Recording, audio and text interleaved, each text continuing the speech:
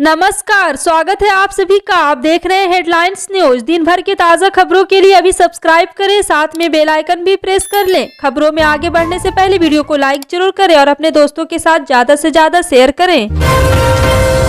रविदास जयंती की वजह से पंजाब में विधानसभा चुनाव की वोटिंग टल गई है। अब 14 फरवरी की जगह 20 फरवरी को मतदान होगा। चुनाव को रविदास जयंती की वजह से टाल दिया गया है। चुनाव आयोग ने सीएम चरणजीत सिंह चन्नी, बीजेपी और पंजाब लोक कांग्रेस पार्टी के पत्र पर मंथन करके यह फैसला लिया। सभी ने चुनाव आयोग को पत्र लिखकर 16 फरवरी को गुरुवार रविदास जयंती को देखते हुए मतदान की तारीख आगे बढ़ाने की मांग की थी। सभी पार्टियों ने चुनाव आयोग को अलग पत्र लिखा था। बहुजन समाज पार्टी ने भी यह मांग उठाई थी।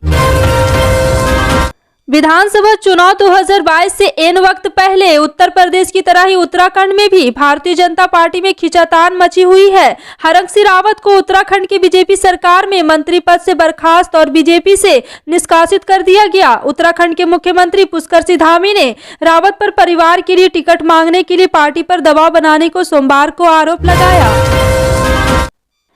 सुप्रीम कोर्ट में अधिवक्ता अश्विनी उपाध्याय की ओर से समाजवाद पार्टी की मान्यता खत्म करने की मांग करते हुए अर्जी दाखिल की गई है। इस अर्जी में कहा गया है कि चुनाव में उम्मीदवारी तय करने के मामले में सुप्रीम कोर्ट के आदेश का सपा ने उल्लंघन किया है और इसके लिए उसकी मान्यता खत्म की जाए। अश्विनी उपाध्याय ने एक टीवी चैनल से बात की है और करते हुए कहा है कि यूपी के कैराना से नाहिद हसन को उतारकर सपा ने सुप्रीम कोर्ट के निर्देशों का उल्लंघन किया है। उपाध्याय ने कहा है कि समाजवादी पार्टी ने कैराना एक गैंगस्टर को चुनाव मैदान में उतार दिया। उसका क्रिमिनल रिकॉर्ड अपने ट्विटर अकाउंट और वेबसाइट पर सपा ने जारी नहीं किया। इसके अलावा इलेक्ट्रॉनिक, प्रिंट मीडिया और सोशल मीडिया में भी कोई जानकारी नहीं दी गई।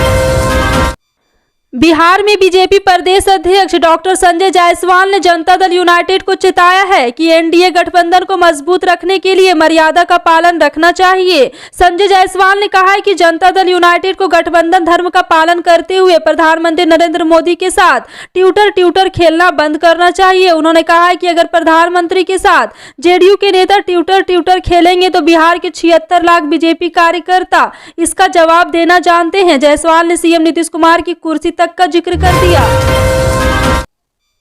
पश्चिम बंगाल के वरिष्ठ भाजपा नेता तथागत राय ने प्रधानमंत्री नरेंद्र मोदी से अपील की है कि गणतंत्र दिवस पर होने वाली परेड में बंगाल के नेताजी सुभाष चंद्र बोस पर आधारित झांकी को जगह दी जाए। एक दिन पहले ही बंगाल की मुख्यमंत्री ममता बनर्जी ने भी पीएम से ऐसे ही मांग की थी। हालांकि रॉय ने साफ किया है कि पीएम मोदी से की गई उनकी इस मांग को तृणमूल कांग्रेस की निचले दर्जे की राजनीति के समर्थन के तौर पर ना देखा जाए। रॉय ने कहा है कि मेरी प्रधानमंत्री नरेंद्र मोदी से अपील है कि वो बंगाल की झांकी को गणतंत्र दिवस के जश्न में जगह दे।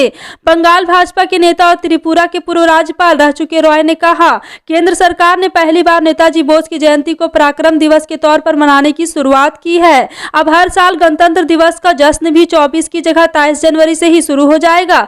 इसलिए नेताजी के स्मरण का श्रेय कोई राज्य सरकार नहीं ले सकती। सुप्रीम कोर्ट ने सोमवार को उम्मीद जताई है कि पश्चिम बंगाल विधानसभा अध्यक्ष मुकुल राय को अयोग्य घोषित करने की मांग वाली याचिका पर फरवरी के दूसरे सप्ताह तक फैसला करने के लिए कहा है। न्यायमूर्ति एल नागेश्वर राव और न्यायमूर्ति बीवी नगरत्नम ने पीठ ने मामले की फरवरी को दूसरे सप्ताह के लिए स्थगित कर दिया। विधानसभा अध्यक्ष की ओर से पेश वरिष्ठ अधिवक्ता अभिषेक मधु सिंघवी ने पीठ से मामले की सुनवाई फरवरी के तीसरे सप्ताह में करने का आग्रह किया, क्योंकि एक सख्त समय सीमा तय करना अव्यावहारिक होगा। शीर्ष अदालत ने हालांकि फरवरी के दूसरे सप्ताह में सुनवाई के लिए याचिका को स्थगित कर दिया और कहा है कि उस समय तक निर्णय की उम्मीद करती है।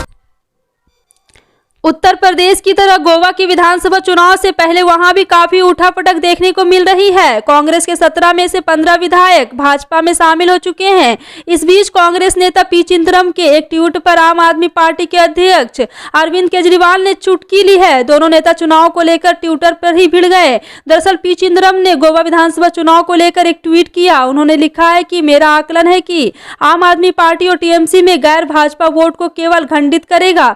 अरविंद केजरीवाल द्वारा इसकी पुष्टि की गई है। उन्होंने आगे लिखा है कि गोवा में मुकाबला कांग्रेस और भाजपा के बीच है।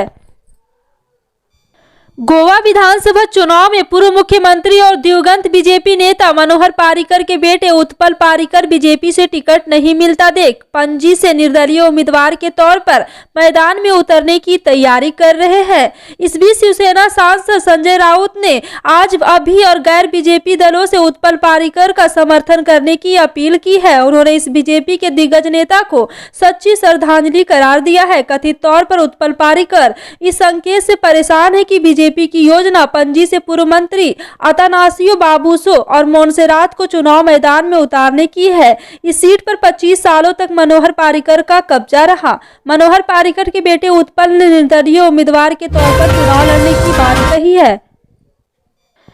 बिहार अध्यक्ष और सांसद संजय जायसवाल ने फेसबुक पर एक लंबा पोस्ट लिखकर गठबंधन सहयोगी जेडीयू के दो बड़े नेताओं को गठबंधन धर्म निभाने, उसे मजबूत रखने और सभी मर्यादाओं का ख्याल रखने की नसीहत दी है। जायसवाल ने अपने पोस्ट में लिखा है कि एक तरफा अब नहीं चलेगा। जायसवाल ने लिखा है कि चलिए माननीय जी को यह समझ आ गया है कि एनडीए गठबंधन का निर्णय केंद्र द्वारा है और बिल्कुल मजबूत है, इसलिए हम सभी को साथ चलना है। फिर बार बार महोदय मुझे और केंद्रीय नेतृत्व को टैग करना जाए क्यों प्रश्न करते हैं। एनडीए गठबंधन को मजबूत रखने के लिए हम सभी को मर्यादाओं का ख्याल रखना चाहिए। यह एक तरफा अब नहीं चलेगा।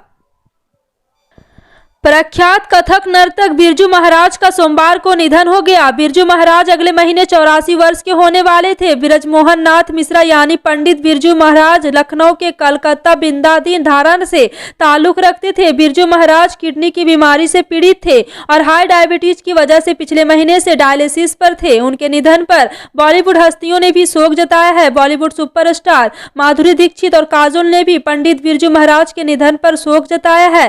माधुरी दीक्षित ने पंडित बिरजू महाराज को श्रद्धांजलि देते हुए लिखा, वे एक लेजेंड थे लेकिन उनमें बच्चों जैसी मासूमियत भी थी। वो मेरे गुरु थे लेकिन दोस्त भी। उन्होंने मुझे डांस की बारीकियों और अभिनय समझाया, लेकिन अपने मजेदार किस्सों से वो मुझे हंसाने के भी नहीं चूकते थे।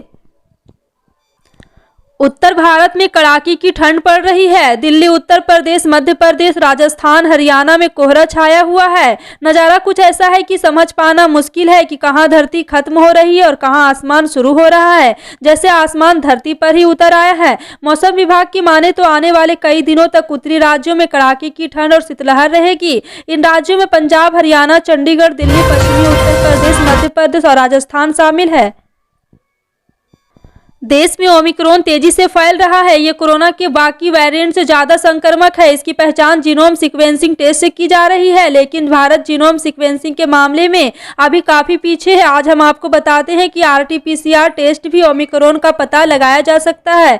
इसमें जीनोम सीक्वेंसिंग के मुकाबले खर्च भी कम आता है। जीनोम सीक्वेंसिंग टेस्ट के लिए जहाँ 5,000 रुपये तक खर्च करने पड़ते हैं, वहीं RT-PCR टेस्ट कराने में मात्र 260 रुपये खर्च होते हैं। आज जरूरत की खबर में हम आपको बताएंगे कि RT-PCR टेस्ट कैसे होगी, ओमिक्रॉन की पहचान कैसे होगी। दिग्गज सिंगर लता मंगेशकर कोरोना से संक्रमित होने के बाद 8 जनवरी से मुंबई के ब्रीच कैंडी अस्पताल में ICU में भर्ती है। रविवार शाम को खबरें सामने आई थी कि उनकी हालत बिगड़ गई है। हालांकि अब हाल में लता मंगेशकर के स्पोक्स पर्सन ने अपने बयान में इन खबरों को गलत बताया है। उन्होंने ये भी कहा है कि उनकी हालत स्थिर है। लता मंगेशकर के स्पोक्स पर्सन ने स्टेटमेंट में कहा है कि झूठी खबरों को फैलाते देखना परेशान करने वाला है। कृपया ध्यान दें कि लता दीदी की हालत स्थिर है। ICU में बेस्ट डॉक्टर उनका इलाज कर रहे हैं। कोरोना महामारी के दौरान जहां एक और देश में गरीबों के सामने खाने पीने का संकट पैदा हो गया था, तो दूसरी तरफ इस दौरान देश में अरबपति अमीरों की संख्या बढ़ गई है।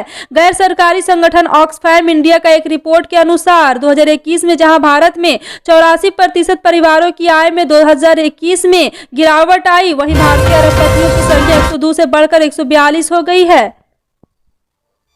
उत्तर प्रदेश विधानसभा चुनाव के लिए बीजेपी ने पिछड़ों और अनुसूचित जातियों के जनाधार वाले 10 दलों से गठजोड़ किया था। अब उसमें दरार दिख रही है। टिकटों की मांग को लेकर दरार दिख रही है। गठबंधन की एक पार्टी हिस्सेदारी मोर्चा ने बीजेपी पर आरोप लगाते हुए अकेले चुनाव में उतरने की बात कही है। उत्तर प्रदेश विधानसभा चुनाव के लिए भारतीय जनता पार्टी ने शनिवार को जारी अपनी पहली सूची में एक राज्य मंत्री समेत 20 मौजूदा विधायकों के टिकट काट दिए हैं, जिनमें 4 महिला विधायक भी शामिल है। पार्टी ने पहली सूची में 10 महिला उम्मीदवारों को मौका दिया है और एक नया प्रयोग करते हुए सामान्य सीट पर दलित बिरादरी के उम्मीदवार को भी उतारा है।